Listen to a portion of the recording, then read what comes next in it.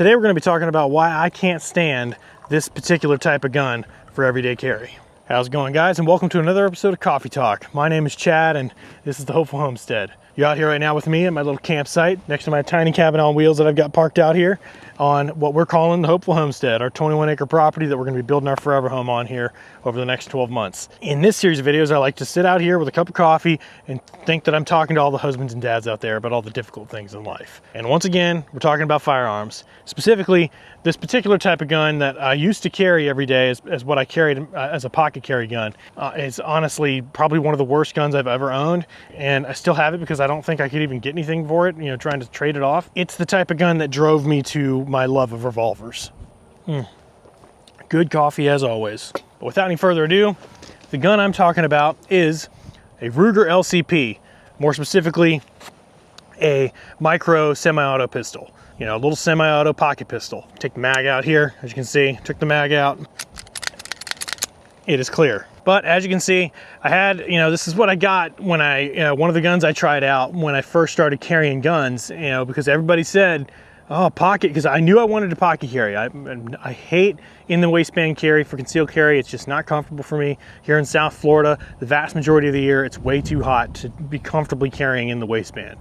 And so pocket carry was how I wanted to carry. And my goal for a personal weapon of self-defense is to be able to thwart a single threat that's coming up on me, from within that, 3 to 5 yard range.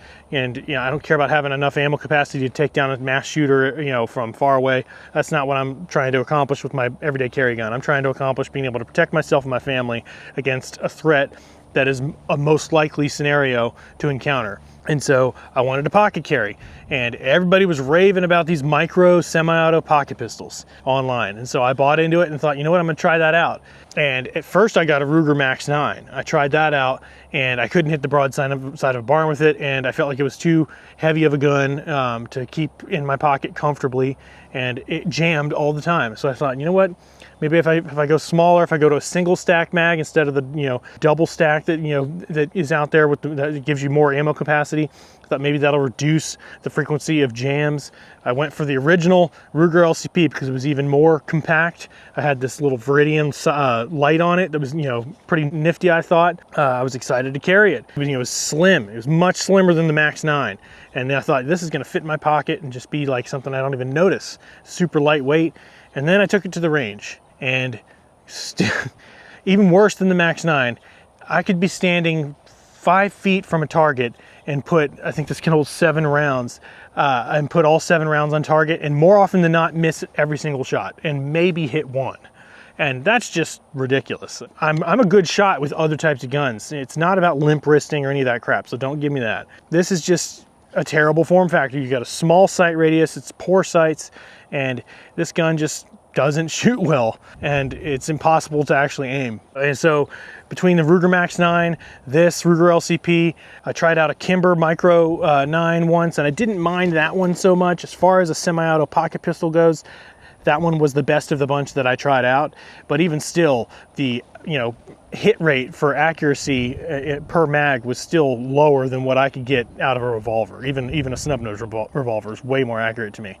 And so that's why I can't stand these type of little micro pocket pistols, semi-auto pocket pistols. They don't do the job well. At least for me, I can't hit anything with them. And honestly, look at this thing. It has came in this little pocket, pocket holster, which is pretty nifty. But this gun, as you can see, is incredibly rusted out. I mean, look how horrible of condition this is. It's just all the pins and screws are all rusted out. The slide itself has got crazy corrosion, and all of this happened from carrying it over one summer. I carried this in my pocket through one Florida summer, where obviously I'm sweating a lot, and that's just part of life here in South Florida in the summertime. You sweat a lot. After one summer of carrying this is what this turned this into, a rust bucket of a gun. After that, and I saw what was happening, I was like, I'm switching. This is ridiculous. I can't hit anything with it. It rusted out like crazy after one summer, and that's that. So to the gun safe it went, and in the gun safe it sat. And I brought it out here today to talk about why I can't stand that type of firearm for everyday carry and for pocket carry. If you've got one and you're proficient with it, you're a really good shot, man.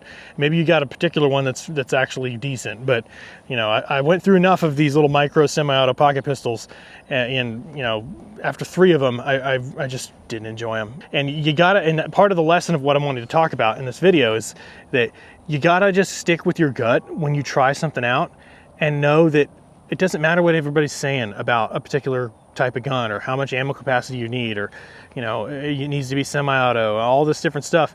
You know, a revolver works for me. I can hit whatever I'm trying to hit with a revolver way more often than I can with a little semi-auto gun, and I don't have to worry about it jamming. You know, this thing, you know, the Max 9, even that Kimber, would jam a lot, and you know, that's unfortunate. It might have something to do with the form factor of them being such a small little gun. There's not, you know, it's hard to cycle ammo through it properly. The intensity of those springs pushing the ammo up through the mag in such a small form factor, maybe it just has too much pressure on them, and that's what causes them to jam. I don't know.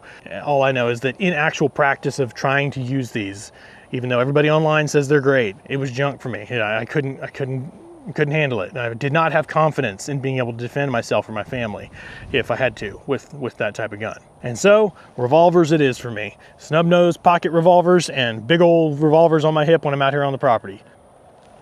But again, my name is Chad, and this is the Hopeful Homestead, and I hope you stick around and subscribe, because we're going to be building our farmhouse here, and I'm going to be documenting that whole process over the next year. So stick around, and I'd love to see you back here again in future videos. But if you feel like sticking around today, I've got a video right here for you to click on all about why I love wood and steel, why I love lever guns and revolvers, even in today's modern world. So go check that out, and I'll see you over in that video. Thanks for being here, guys.